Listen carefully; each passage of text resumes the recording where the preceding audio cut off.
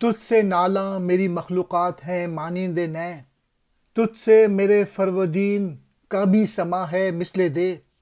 عرصہ عالم میں مجھ کو خوار و رسوا کر دیا، میرے خوں سے تو نے رنگین نقش اپنا کر لیا۔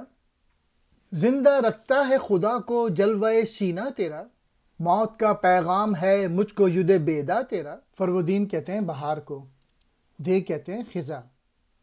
توسین یہ قرآن کریم کی سورہ نمل کا آغاز حروف توسین سے ہوتا ہے۔ اس کے معنی یا تو خدا کو معلوم ہے یا حضور اکرم کو۔ علامہ اقبال اس سے مراد تجلیات ہیں، اور تجلیات سے تعلیمات کی طرف اشارہ بھی ہو سکتا ہے۔ زرتشت یعنی آتش پرستوں کا نبی، حضرت عیسیٰ علیہ السلام سے تقریباً 9 صدیاں پہلے ایران کا ایک شخص نبوت کا دعوے دار بنا۔ اسے زرتشت بھی کہا جاتا ہے۔ آتش پرست کا بانی مجوسی یعنی پارسی یا آتش پرست اسے پیغمبر مانتے ہیں، اور اس کی کتاب زند کو آسمانی صحیفہ مانتے ہیں۔ اس کے مذہب کی بنیاد 2 خداؤں پہ ہے، خالق خیر کا نام اور برائیوں اور شر کے خدا کا نام ہے اہرمن، شیطان سے ہے۔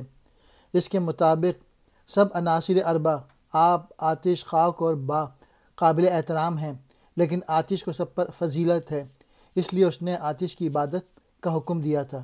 اہرمن شیطان کو کہتے ہیں۔ اہرمن کہہ رہا ہے زرتشت سے، تیری وجہ سے میری مخلوق بانسری کی طرح نالہ زاری کر رہی ہے، تیری وجہ سے ہمارے لیے موسم بہار موسم خزاں کی مانند ہو گیا ہے۔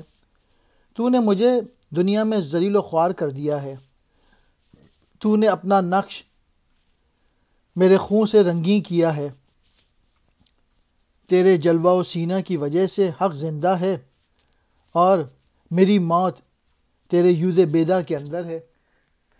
تیری وجہ سے ہمارے لیے موسم بہار موسم خزاں کی مانند ہو گیا ہے۔ میری مخلوقات سے مراد شیطان کے پیروکار ہیں، شیطان صرف لوگ ہیں۔ زرتشت نے اسے برائیوں کا نمائندہ کہا ہے، اس لیے یہ کہا ہے کہ ہمارے بہار خزاں بن گئی ہے۔ تو نے مجھے دنیا میں ذلیل و خوار کر دیا۔ کون کہہ رہا ہے یہ؟ اہرمن، جو کہ شیطان ہے۔ تو نے اپنے نقش میرے خون سے رنگین کیا ہے۔ گویا زرتشت نے اسے خدائے شر کہہ کر اپنے مذہب کی چمک کا سامان کیا ہے۔ تیرے جلوے کی بنا پہ حق زندہ ہے، اور میری موت تیرے یود بیدا کے اندر ہے۔ مطلب یہی ہے کہ بقول اہرمن، زرتشت نے یہ کہہ کر اہرمن برائیوں اور شر کا نمائندہ ہے، جبکہ خیر سراسر حق سے ہے، اپنی شخصیت اور اپنے مذہب کو عظیم ثابت کیا ہے، جبکہ اس کی بدنامی اور برائی کا سامنا کیا ہے اہرمن کی۔